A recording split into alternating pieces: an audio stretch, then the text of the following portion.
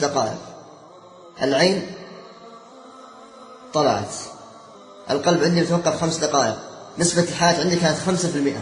نسبة الحياة عندي كانت 5%. القلب عندي متوقف 5. كيف حدث هذا؟ خرجت من البيت متوجه لأذان الفجر، خرجت من البيت متوجه لأذان الفجر، أذنت الفجر، جاء الإمام وصلى بنا الفجر، أقمت الصلاة وصلى بنا الفجر الإمام. ما إن صلى بنا الإمام الفجر حيث خرجت من المسجد جاء وقبلني واحد من عيال الجيران، قال لي تعال ادخل المسجد. قلت لا بروح أنا جاي تعبان. قال لي لا تعال ادخل مسجدنا. المهم قواني جيت دخلت مسجدهم. يوم دخلت مسجدهم سبحان الله جلسنا شوي في مسجدهم لين طلع الصفر. يوم طلع الصفر جلسنا برا، راحوا جابوا البندق الخرازة من بيتهم. بندق خرازة جابوا، كلكم تعرفون الخرازة يا شباب. جابوا البندق الخرازة من بيت اللي يطلق في الهواء، يعني ما في هدف معين عشان يطلق عليه، ما حدد هدف معين عشان يطلق عليه. أخذ البندق معه، ركب السيارة، هو ركب في مكان الراكب وأنا ركبت في مكان السواق. أخذ البندق ركبها بيننا.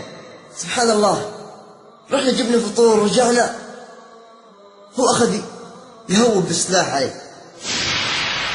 أخذ يهوب بالسلاح علي. أنا وخرت السلاح عني، كانت يدي اليمين سليمة ما فيها شيء، يدي اليمين سليمة ما فيها شيء، والطلقة النارية هذه ما هي فيه، الطلقة النارية هذه ما هي فيه، لكن قدر الله ما شاء فعل. هذا أمر الله، أراد أن يفعل هكذا، ما أعترض عليه. سبحان الله، وجه السلاح عليه مرة ثانية، وأخذ يحاول في البندق علي مرة ثانية. فاني بقول له وخرها يوم أطلق علي، فاني بقول له وخرها يوم أطلق علي. هو صحيح أني أطلق علي، كانت القزازة كانت مفتوحة، القزازة كانت مفتوحة. قال أحمد قمنا تمزح عينك، قمنا تمزح عيني. يوم التفت شاف الدم ينزف مع خشمي ومن ثمي، الدم شافه ينزف مع خشمي ومن ثمي. نزل قوموا هلا وقوموا اخوانه، قال قوموا تعالوا ترى احمد طخ نفسه، قوموا تعالوا ترى احمد طخ نفسه. جو اخوانه تركوني ممدد على الاسفلت، جو اخوانه نزلوني من الغماره تركوني ممدد على الاسفلت، ومسدوا الجرح من هنا لكن طلع الدم مع خشمي ومن ثمي، مسدوا الجرح من هنا لكن طلع الدم مع خشمي ومن ثمي. سرعان ما راح اخوه، اتصل على الاسعاف. يوم جو الاسعاف قال اغسل الدم هذا اللي مكبوب في الشارع ويلحقونه، اغسل الدم هذا اللي مكبوب في الشارع ويلحق. كان ذاك اليوم يوم جمعه، يوم بعد صلاه الجمعه يوقف القلب عندي نهائيا، يوم بعد صلاه الجمعه يوقف القلب عندي نهائيا. 5 دقائق متوقف عندي فيها القلب، 5 دقائق متوقف عندي فيها القلب. الدقيقة الأولى، الدقيقة الثانية، عيني هذه طالعة، راسي منتفخ انتفاخ عجيب. لو بيجي ولد عمي ولا ولد خالي ذاك اليوم ما راح يعرفني، لو بيجي ولد عمي ولا ولد خالي ذاك اليوم ما راح يعرفني. ظلت الدقيقة الأولى، الدقيقة الثانية، ظلت 5 دقائق يوم استعاد القلب نبضاته. من اللي عادها لي؟ لا هو أبوي ولا هو أمي ولا هو أي واحد، اللي عادها لي الله جل جلاله فوق 7 سماء، هو اللي عادها لي. الله جل جلاله فوق 7 سماء هو اللي عادها لي. قال الدكتور يلا بنوديه على مستشفى الشميسي في الرياض. قال أبوي لا تودونه مستشفى الشميسي، خلاص الولد بيموت هنا، خلوا الولد بيموت هنا زين له. قال أبوي خلوا الولد بيموت هنا زين له. قال الدكتور خلي عزيزتك بالله صادقة وخلي إيمانك بالله قوي، وإن شاء الله ولدك بيحيى إن شاء الله، إن شاء الله ولدك بيحيى. ركبونا سيارة الإسعاف، ما هو في طريقه من المستشفى الشميسي، إذا جت مطبة تطيح قطع الدم مع خشمي من ثمي. قلت لا قطع دم ما يصير الدم، لا قطع دم تطيح مع خشمي من ثمي. وصل المستشفى الشميسي نفس الكلام اللي قالوه في مستشفى الحوطة قالوه في مستشفى الشميسي، قالوا نسبة الحياة عنده 5%، نسبة الحياة عنده 5%. قالوا وين أبوه؟ قالوا وين أبوه؟ قال أبوي، قال أنا أبوه. قالوا تعال. قال أكذب عليك، أكذب عليك أقول حالته جيدة؟ والله حالته ما هي جيدة أبد. قال إذا تم على حال 5 ساعات فالله يستعان عليه، إذا تم على حال 5 ساعات فالله يستعان عليه. أنا ذاك اليوم متبرعين ب7 أكياس دم، تبرعوا لي ذاك اليوم 7 الدم اللي عندي نفذ، تبرعوا لي ب7 أكياس دم ذاك اليوم. طبعا قالوا أبوي، قال إذا تم ابنك على حال 5 ساعات فالله يستعان عليه، إذا تم ابنك على حال 5 ساعات فالله يستعان عليه. طبعا الرصاص ما زال موجود في الراس، الرصاص ما زال موجود في الراس، رصاصة هنا بين المخ والمخيخ، ورصاصة هنا، وباقي الرصاص منتشر عن طريق شظايا، وباقي الرصاص منتشر في الراس عن طريق شظايا. تميت الساعة الأولى، تميت الساعة الثانية، تميت 4 ساعات ونص، تميت 4 ساعات ونص يوم وقت النزيف. أنا أصحى وأقول آيات من القرآن وأنوم مرة ثانية. أصحى وأقول آيات من القرآن ونوم، أصحى وأقول بعد أعوذ بالله من الشيطان الرجيم بسم الله الرحمن الرحيم. قل يا أيها الكافرون قل هو الله أحد قل أعوذ برب الفلق قل أعوذ برب الناس. أصحى وأقولها ونوم مرة ثانية. خلال الغيبوبة فقت من الغيبوبة قد قال رسول الله صلى الله عليه وسلم: مثل الجليس الصالح والجليس السوء كحامل المسك ونافخ الكير. فحامل المسك إما أن يحذيك وإما أن تجد منه ريحا طيبة، ونافخ الكير إما أن يحرق ثيابك وإما أن تجد منه ريحا خبيثة، وإما أن تجد منه ريحا خبيثة.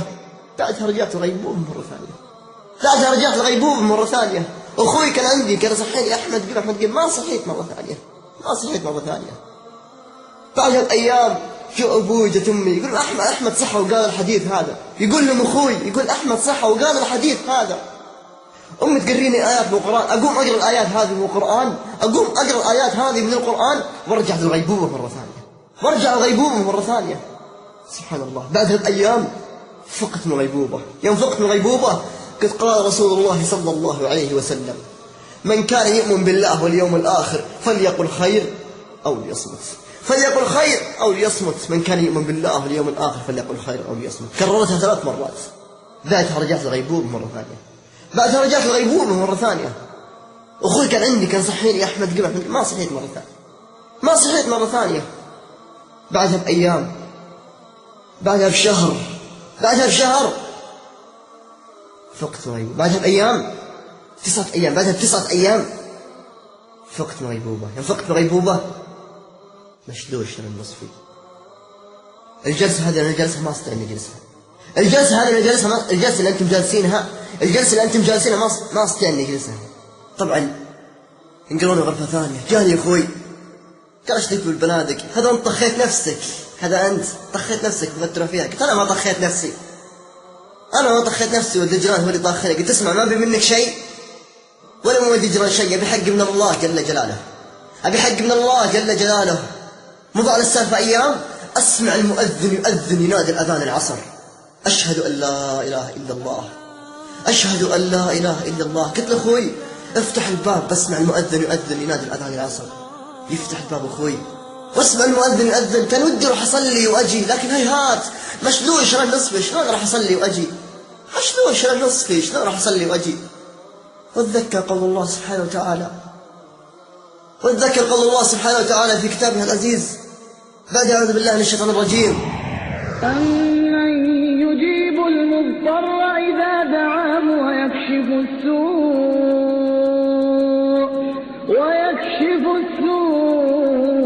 ويجعلكم خلفاء الأرض أإله مع الله قليلا ما تذكرون.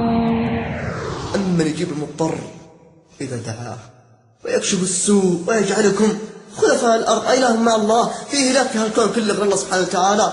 أبدا ما في إله غير الله، ما في إله غير الله. قليلا ما تذكرون. حنا أصلا قليلا ما نتذكر في عظمة الله، في جبروت الله، في سلطان الله عز وجل، قليلا ما نتذكر. يوم بلغ المؤذن لا إله إلا الله قلت له خلاص سكر الباب، خلاص سكر الباب. يوم سكر الباب بعد بأيام أشوف أخي جانب الدكتور. يوم جاء أخونا عند الدكتور قلت ايش كان يقول لك الدكتور؟ قال لا ما كان يقول لي شيء. قلت أسألك بالله الذي رفع 7 سماوات وطمن الأرض ايش كان يقول لك الدكتور؟ قال كان يقول لي الدكتور راح أقول لك بس ما راح تزعل، ما راح يصير لك شيء. قلت لا ايش كان يقول لك الدكتور؟ قال كان يقول لي الدكتور إن أخوك أحمد هذا بيتم مشلول. أخوك أحمد هذا بيتم مشلول. شنو النصفي؟ قلت ها، قلت أنا عاد ما أؤمن لا بكلامك ولا بكلام الدكتور، أؤمن بكلام ربك، رب الدكتور اللي هو الله سبحانه وتعالى. هم الله سبحانه وتعالى يقول في كتابه العزيز: من يجيب المضطر إذا دعاه، أمن يجيب المضطر إذا دعاه ويكشف السوء ويجعلكم خلفاء الأرض. فيه لا في هالكون كله غير الله سبحانه وتعالى. قريب الدكتور يقول: أنت تؤمن كلام دكتورك هذا اللي ما يضر ولا ينفع إلا بإذن الله، ولا تؤمن كلام رب الأرباب ومسبب الأسباب وخالق خلقه من تراب، غافر الذنب وقابل التوب شديد العقاب، ذو الطول لا إله إلا هو عليه توكلت وإليه متاب. تؤمن كلامه ولا ما تؤمن كلامه؟ قال: لا أؤمن كلامه. ما دام تؤمن كلامه حق الإيمان خلاص كف الموضوع، خلاص كف الموضوع. سبحان الله، بعدها بشهر، شهر واحد بس تثبت الحياة عندي 5%، مشلول شرع نصفي، مشلول شرع نصفي.